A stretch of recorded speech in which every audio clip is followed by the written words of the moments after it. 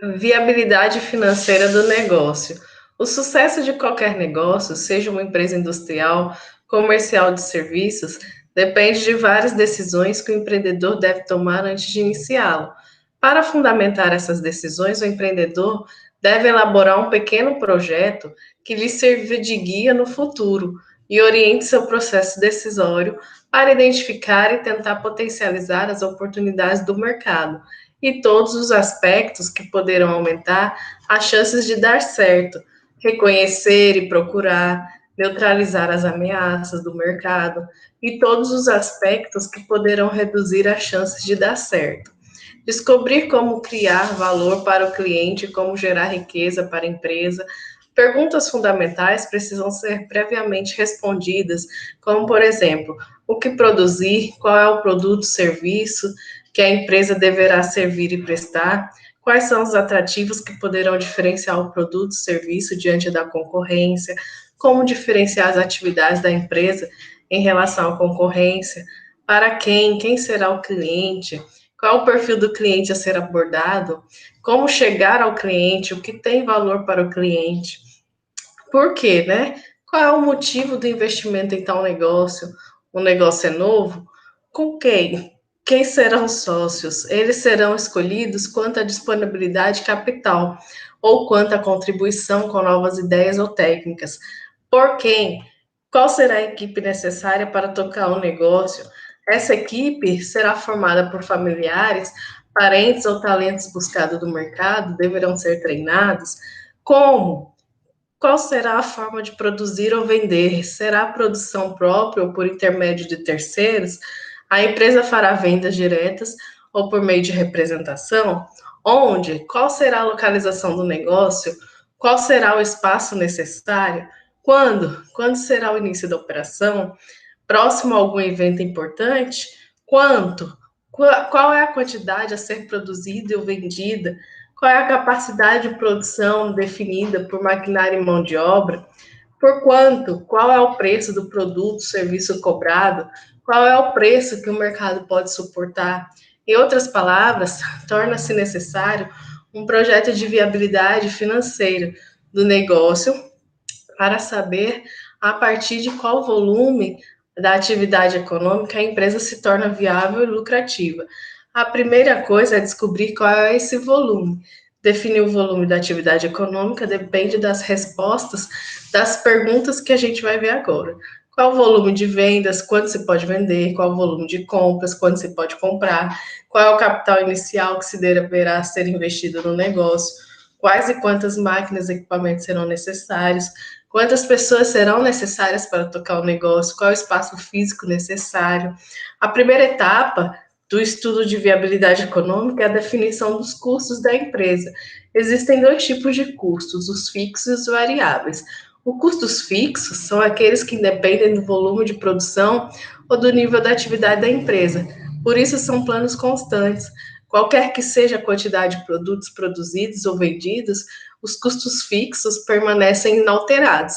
Mesmo que a empresa nada produza ou nada venda, eles se mantêm constantes. Quanto maior o volume produzido, menor o seu valor agregado. Envolvem aluguéis, seguros, manutenção, depreciação, salários dos chefes, do pessoal de escritório. Os custos variáveis são os que estão diretamente relacionados com o volume de produção ou com o nível da atividade da empresa, variam proporcionalmente com a produção, constituem a variável dependente de produção realizada e englobam custos de materiais diretos, matérias ou matérias-primas que são transformados diretamente em produto ou que participam diretamente da elaboração do produto, e custos de mão de obra direta, salários e encargos sociais do pessoal que realiza as tarefas de produção.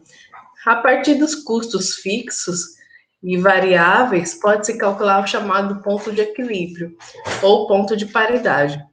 O ponto de equilíbrio pode ser definido como valor quantidade vendida que não apresenta nem lucro nem prejuízo para a empresa.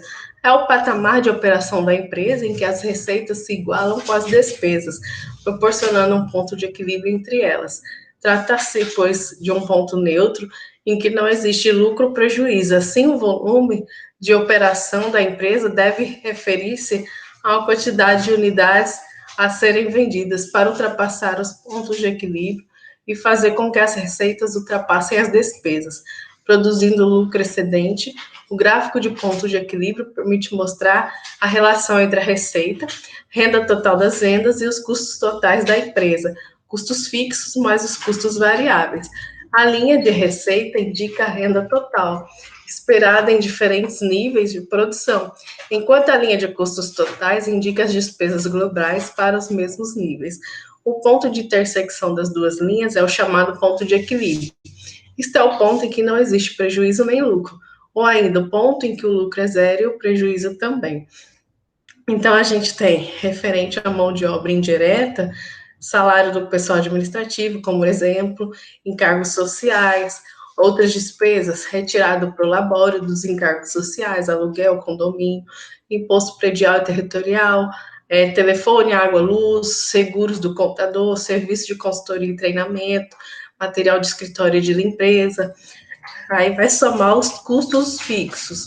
Já os custos variáveis, a gente tem a mão de obra direta, salário do pessoal ligado à produção de encargos sociais, custo de mão de obra de terceiros, comissões sobre vendas, reposição de estoques, né? A partir daí, deste ponto de equilíbrio, pode-se definir qual o volume de receita mínimo que a empresa deve produzir para ultrapassar os seus custos fixos e variáveis.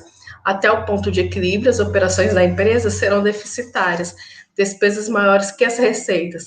Mas depois do ponto de equilíbrio, as operações serão gradativamente superavitárias, receitas maiores que as despesas.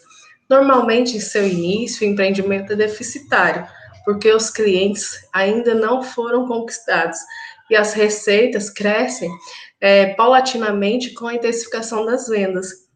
Então, é importante não confundir ponto de equilíbrio com a taxa de retorno de investimento. O ponto de equilíbrio pode fornecer alguns parâmetros para o cálculo do retorno de investimento, mas é importante que as receitas sejam superiores às despesas para proporcionar um excedente que remunere o investimento efetuado. Então, até a próxima aula e até breve.